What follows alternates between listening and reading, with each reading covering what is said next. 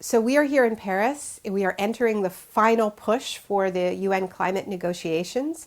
And while people have been poring over the 900 brackets still in the text, figuring out ways to lower our emissions in a meaningful way, which means burning less fossil fuel, a kind of bombshell came from the United States, which is that we learned that Republicans on Capitol Hill are pushing hard to lift the ban on crude oil exports, which is about obviously digging up and selling more oil, which is exactly what we need not to be doing.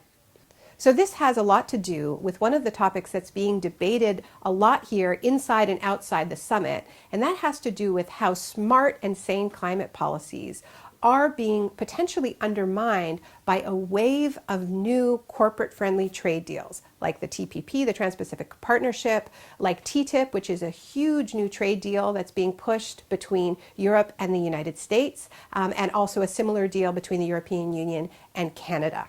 Now, this relates to oil exports and as well as gas exports because a deal like TTIP, that deal between the US and Europe, is being pushed for by companies like Exxon and Chevron because they see it as an opportunity to expand their markets for gas and for oil, and even potentially as a tool, a very powerful tool, to undermine or lift that ban on oil exports.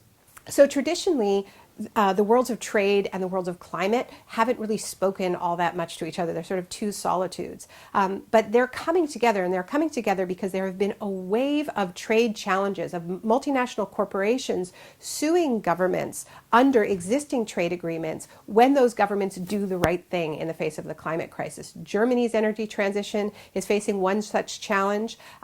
Quebec, which banned fracking, is being sued under NAFTA. Ontario, which introduced an ambitious green energy policy, was challenged at the World Trade Organization for supposedly discriminating against Japanese and European companies. So there are all kinds of examples of while governments are at summits like this one in Paris, where they're all sort of accusing each other of not doing enough to roll out renewable energy in the face of the climate crisis, then in other summits that actually have a lot more power and a lot more weight, these same governments go to the World Trade Organization and try to knock down each other's windmills, which doesn't make a whole lot of sense. The most damaging and controversial part of these negotiations happened before they even began, and that was when the US government announced that whatever deal was negotiated here in Paris could not be legally binding because they could not bring a legally binding treaty in front of the Republican-controlled Congress. And everybody here is just supposed to take it as a given that because of the incredible power of the Koch brothers and other fossil fuel companies, we can't get a legally binding climate agreement. The ultimate irony is as these climate negotiations go on, the negotiations for the European trade deal with the US and the trade deal with Canada